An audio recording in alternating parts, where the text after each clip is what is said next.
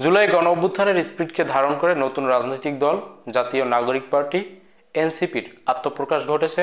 এই রাজনৈতিক দলের আহ্বায়ক নাহিদ ইসলাম অন্তর্বর্তীকালীন সরকারের সাবেক তথ্য উপদেষ্টা এবং সদস্য সচিব হয়েছেন আক্তার হোসেন, যিনি গণতান্ত্রিক ছাত্র শক্তি নামে একটা ছাত্র সংগঠনের ইতিপূর্বে প্রধান ছিলেন এবং জাতীয় নাগরিক কমিটিরও সদস্য সচিব ছিলেন।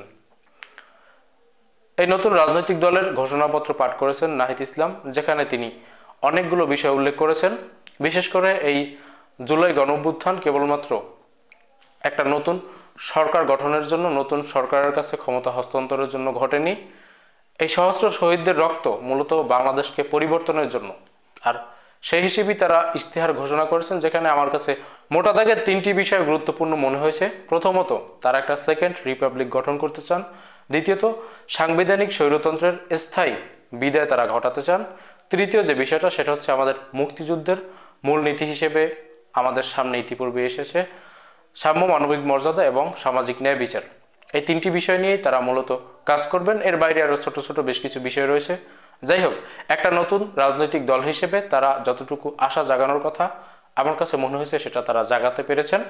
বাংলাদেশের রাজনীতিতে নতুন এই অধ্যায়ের সূচনাকে আমি স্বাগত জানাচ্ছি।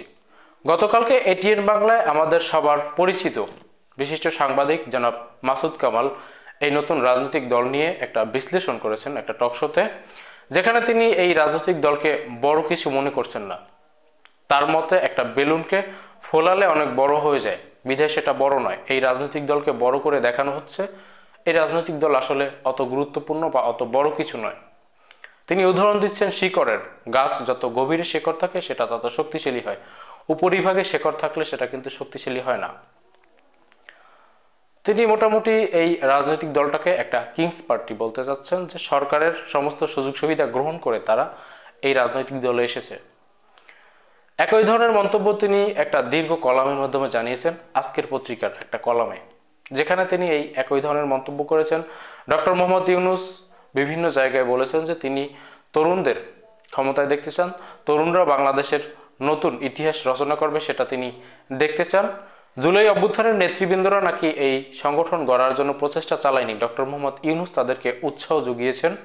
এমনকি নাহিদ ইসলামকে সরকার থেকে তিনি পাঠিয়ে দিয়েছেন এই রাজনৈতিক দল গঠন করার জন্য, এমনটাই তিনি বলছেন। বিধায় তার মতে এই রাজনৈতিক দলটা সত্যিকার অর্থে একটা কিংস পার্টি হতে যাচ্ছে, যেহেতু ডক্টর মোহাম্মদ ইউনূস এই দল গঠনের জন্য ইন্ধন জুগিয়েছেন, যেটা তিনি আন্তর্জাতিক গণমাধ্যমে স্বীকার করেছেন। নতুন রাজনৈতিক দলের আবির্ভাব নিয়ে অনেকেই যখন কিংস পার্টির কথা বলছিলেন, তখন তারা জাতীয় পার্টি এবং বিএনপিকে কিংস পার্টি হিসেবে উদ্ধৃতি দিয়েছেন। মাসুদ কামাল বলেছেন যে হ্যাঁ, জাতীয় পার্টি এবং বিএনপিকে কিংস পার্টি যদি ধরা হয়, তাদের কিংস এখন আর জীবিত নেই, তাদের কিংস পৃথিবীতে নেই। কিন্তু এই রাজনৈতিক দল দুটো প্রতিষ্ঠিত হয়েছে, সারা পৃথিবীব্যাপী এদের পরিচিতি রয়ে গেছে। আর এই অন্তর্বর্তীকালীন সরকারের থেকে নাহিদ ইসলাম বেরিয়ে এসে যে রাজনৈতিক দল গঠন করেছেন, যেটার পিছনে সরকারের বিভিন্ন সহযোগিতা থাকবে, বিধায় তাদের কিং এখনো জীবিত রয়েছেন।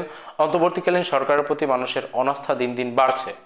এই নির্বাচনে যদি এই রাজনৈতিক দল ভালো কোনো সুফল বয়ে আনতে না পারে, তাহলে এখান থেকেই তারা মুখ থুবড়ে পড়বে। আর যে গুঞ্জনটা গত কয়েকদিন যাবৎ ছিল যে তারা জামাত ইসলামী বা ইসলামী রাজনৈতিক দলগুলোর সাথে জোট গঠন করতে পারেন, সেটা যদি গঠন করে তাহলে তাদের রাজনৈতিক মতাদর্শ পরিষ্কার হবে। সব মিলিয়ে তিনি বোঝাতে চাচ্ছেন যে এই রাজনৈতিক দলটা আখেরে কোনো কিছুই গুছিয়ে নিতে পারবে না। এবং এই কলামের শেষেও তিনি বলেছেন যে শেকড় যত গভীরে থাকে গাছ তত শক্তিশালী হয়, শেকড় যদি উপরিভাগে থাকে তাহলে গাছ শক্তিশালী হয় না।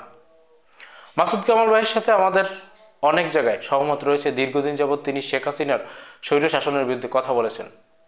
শেখ হাসিনা পতনের পরে আমাদের মধ্যে একটা দ্বিমত হয়ে গেছে, যেটা হচ্ছে আমরাও শুরুর দিকে আওয়ামী লীগের নিষিদ্ধের বিরুদ্ধে ছিলাম, যে আওয়ামী লীগের বিশাল একটা সমর্থক বেজ রয়েছে, তাদেরকে বাংলাদেশে রেখে আওয়ামী লীগ নিষিদ্ধ করলে সেটা ভালো হবে না। কিন্তু আওয়ামী লীগের বর্তমান যে চরিত্র, তাতে তাদেরকে নিষিদ্ধ করা ছাড়া উপায় নেই।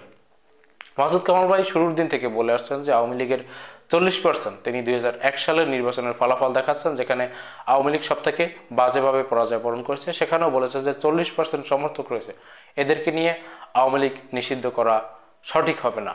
রেগে রেগে কথা বলেন, রেগে রেগেই বলেছেন। এই একই ধরনের মন্তব্য এই কলামের মধ্যেও তিনি বলেছেন, যেখানে বলেছেন যে 40% সমর্থক সহ আওয়ামী লীগকে নিষিদ্ধ করার জন্য এই রাজনৈতিক দল বা এদের বিগত যে অবস্থা, বৈষম্য বিরোধী ছাত্র আন্দোলন, জাতীয় নাগরিক কমিটি, এরা আওয়ামী লীগকে নিষিদ্ধ করতে চাচ্ছে। আওয়ামী লীগকে নিষিদ্ধ করতে চাওয়া রাজনৈতিক দলটিকে আওয়ামী লীগ যদি নিষিদ্ধ হয় তাহলে তাদের কর্মীরা তো সমর্থন দেবে না। ফলাফল এটাই যে এই রাজনৈতিক দল কিংস পার্টি হিসেবেই থেকে যাবে, এটা কোনো ধরনের শক্তি হয়ে উঠতে পারবে না। মাসুদ কামাল ভাইয়ের সাথে আজকে আরো একটা জায়গায় দ্বিমত পোষণ করতে হচ্ছে, সেটা হচ্ছে তিনি যে এই রাজনৈতিক দলকে কোনো গুরুত্বপূর্ণ কিছু ভাবছেন না বা বড় কিছু ভাবছেন না, বা এই রাজনৈতিক দলকে কিংস পার্টি ভাবছেন, সেটার সাথে দ্বিমত। এই রাজনৈতিক দলকে তিনি গুরুত্বপূর্ণ না ভাবার কারণ হচ্ছে এই রাজনৈতিক দলের কোনো গভীর শেকড় নেই। আচ্ছা, আওয়ামী লীগের গভীর শেকড় তো মুক্তিযুদ্ধ। আওয়ামী লীগের সেই মুক্তিযুদ্ধের গভীর শেকড় নিয়ে এতদিন রাজনীতি করে আসছেন, কিন্তু আজকে তাদের শেকড় কতটা গভীরে আছে? ডক্টর রেজা কিবরিয়া কিছুদিন পূর্বেই বলেছেন যে আওয়ামী লীগের রাজনীতি মুসলিম লীগের রাজনীতির পর্যায়ে গিয়ে পৌঁছবে। আওয়ামী লীগের সাধারণ সম্পাদককে, সভাপতিকে সেটা বাংলাদেশের মানুষ চিনবে না। আওয়ামী লীগের গভীর শেকড়ের অবস্থা কিন্তু এই। বিএনপির গভীর শেকড় হচ্ছে জিয়াউর রহমানের 19 দফা। কিন্তু বিএনপির আজকের দিনের যে রাজনীতি, এই রাজনীতি আগামী 10 বছর পরে কিন্তু এই অবস্থানে থাকবে না। তারা এখনই কিন্তু অজনপ্রিয় হয়ে উঠছে। মাসুদ কামাল ভাইয়ের মতে এই সরকারের যে ব্যর্থতা, সেই ব্যর্থতা এই নতুন রাজনৈতিক দলের ঘাড়ে উঠছে বিধায় বিএনপির জনপ্রিয়তা বাড়ছে। মাসুদ কামাল ভাইয়ের মন্তব্য হচ্ছে এই নতুন রাজনৈতিক দল আওয়ামী লীগকে নিষিদ্ধ করতে চাইছে, আওয়ামী লীগের ভোটও বিএনপির বাক্সে যাবে, সবকিছুই ঠিক আছে, কিন্তু বাংলাদেশের মানুষ একটা নতুন রাজনৈতিক বন্দোবস্ত দেখতে চায়। বিএনপি সেই অর্থে কিন্তু বাংলাদেশে কিছুই করে যেতে পারেনি। আওয়ামী লীগের অল্টারনেটিভ হিসেবে বিএনপি রয়েছে। আজ থেকে 10 বছর পরে গিয়ে বিএনপির এই অবস্থান যখন থাকবে না, তখন মানুষ বিএনপির অল্টারনেটিভ কাউকে তো অবশ্যই খুঁজবে। সেই 10 বছর পরে বিএনপির অল্টারনেটিভ জামাত ইসলামী তো নয়। জামাত ইসলামী কট্টর ডানপন্থী কিছু সংখ্যক মানুষের নেতৃত্ব দিচ্ছে, তারা বাংলাদেশের সব মানুষের নেতৃত্ব দিতে পারবে না। বাংলাদেশে 92% মুসলিম দাবি করা হয়, এই 92% মুসলিমের মধ্যে অধিকাংশই কিন্তু মধ্যম পন্থার লোক। 92% মুসলিম নিয়ে বিতর্ক রয়েছে, যাক সেদিকে আজকে যাচ্ছি না। এই 92%-এর মধ্যে সামান্য কিছু সংখ্যক ডানপন্থী লোক জামাতের নেতৃত্বকে অনুসরণ করে। সুতরাং জামাত বাংলাদেশে বড় রাজনৈতিক দল হিসেবে ক্ষমতায় যাওয়ার মতো শক্তি হয়ে উঠতে পারবে না। 10 বছর পরে বিএনপির অবস্থান যখন টালমাটাল হয়ে যাবে, বিএনপি যখন দুর্বল রাজনীতিতে পরিণত হবে, বা বিএনপির অল্টারনেটিভ রাজনৈতিক দল যখন মানুষ খুঁজবে, তখন অবশ্যই একটা রাজনৈতিক দল সামনে আসবে। জামাত ইসলামী যেহেতু সেই রাজনৈতিক দল হতে যাচ্ছে না, সেক্ষেত্রে এই জাতীয় নাগরিক পার্টির অনেক বড় সুযোগ রয়েছে। শেকড়ের গল্পে আসি। 71-এর মুক্তিযুদ্ধ যেভাবে আওয়ামী লীগের শেকড়, জিয়াউর রহমানের 19 দফা যেভাবে বিএনপির শেকড়, ঠিক একইভাবে এই 24-এর গণ অভ্যুত্থানও কিন্তু এই জাতীয় নাগরিক কমিটির শেকড়। মাসুদ কামাল ভাই এই জুলাই অভ্যুত্থানের যে কৃতিত্ব ছাত্ররা দাবি করছে, বা বৈষম্য বিরোধী ছাত্র আন্দোলন নাগরিক কমিটি দাবি করছে, সেটার ক্ষেত্রে দ্বিমত পোষণ করেছেন। সেখানে আমারও দ্বিমত রয়েছে। রাজনৈতিক দলের অবশ্যই গুরুত্বপূর্ণ রোল রয়েছে, কিন্তু সারা দেশব্যাপী এই গণ অভ্যুত্থানের নেতৃত্ব হিসেবে নিজেদেরকে যতটা জাহির করতে পেরেছে এই ছাত্ররা, সেটা কিন্তু কোনো রাজনৈতিক দল পারেনি। বিধায় মানুষের মনে কিন্তু তাদেরকে নিয়ে একটা আশার জায়গা রয়েছে। 17 বছরের লড়াইতে রাজনৈতিক দলগুলো যেটা পারেনি, সেটা এই ছাত্রদের যে দল, এদের দলের যে নেতৃত্বের লোকেরা, তারা পেরেছে। এটা বাংলাদেশের মানুষের মনে ধারণ হয়ে গেছে।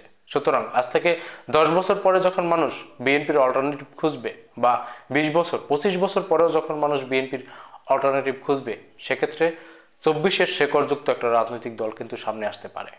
মাসুদ কামাল ভাই, একটা বিষয় মনে রাখবেন, জাতীয় নাগরিক পার্টি কিংস পার্টি নাকি পাবলিক পার্টি হবে, সেটা এই বাংলাদেশের মানুষ নির্ধারণ করে দেবে। আপনি কিংবা আমি নির্ধারণ করার কেউ নই।